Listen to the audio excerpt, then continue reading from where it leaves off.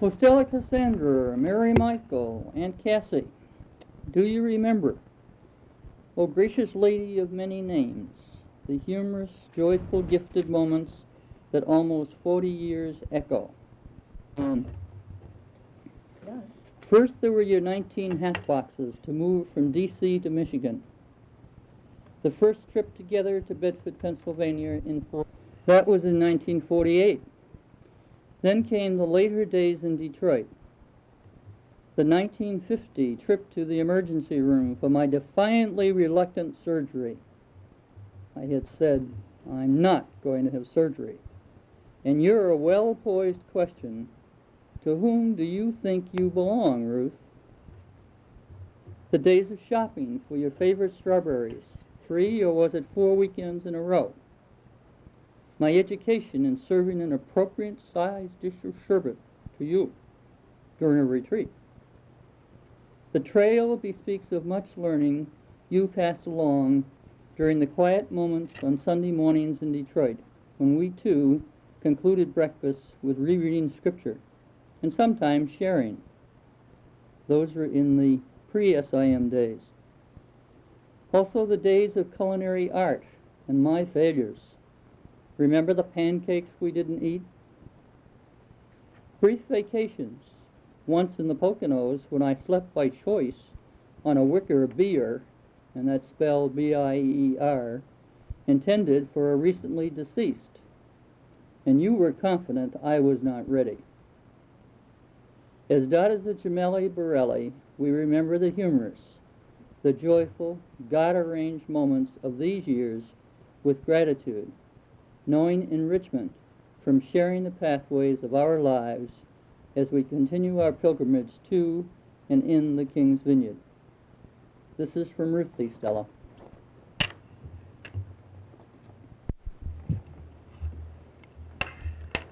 Now, Stella liked to drive a car, and she had what is called a heavy foot. Now, this particular morning, she was running late, for she overslept. But Stella Cassandra thought she could make it a bit of the lost time up by using a heavy foot on the gas pedal headed for church.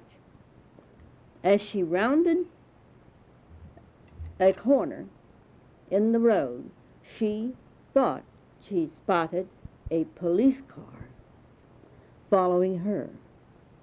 So she rushed faster and jammed the foot on the brake to round the last 2 turns into the parking lot at Our Lady of Mercy. All the children had gone into the church, and Stella raced after them, having left the car near the rectory. Out of the corner of her eye, she saw a police car pulling up Our Lady of Mercy Drive. Stella found a place way up front, mixed in with the children, and buried herself in prayer. Now, after the Mass, Stella continued praying because she could see that policeman walking back and forth outside. She did meditation, she did rosary, and the way of the cross. And then the policeman went away. At least he was not any longer visible from inside the church. So she came outside, looked around, did not see him, and so she got into her car and sedately drove home, having eluded the law. That's Mickey talking. My association with Stella goes back many years, 45 to be exact. And this little... Start over again? No, just go. And this little story I might not dare to tell or share if I were here in person. She and I have always disagreed about the sequence of events, and most likely to this day, Each one of us is absolutely certain she's correct. But it goes like this. Stella and I met on a 1950 Holy Year pilgrimage to Rome. A year or so later, Stella moved from Detroit to accept a teaching position at the Georgetown University School of Nursing, coming to live with Connie and myself on Sligo Mill Road. At that time, I did a lot of traveling, and even when I was home, I usually was the first one up in the morning. Once, upon my return from a lengthy trip, I became absolutely exasperated when I could not find my red toothbrush. Who had the nerve to discard it? What nerve? Bringing the subject up at dinner one night, imagine my surprise when Stella said she'd thrown it away because it was always wet and soggy in the morning. Anyway, it was hers, not mine. But I said, no, it was mine, not hers. And because I got up first in the morning, the toothbrush was never wet and soggy. You can imagine the continued enthusiastic exchange of words as we tried to establish ownership of the little red toothbrush. Needless to say, we each purchased a different colored toothbrush, but whose toothbrush do you think it really was?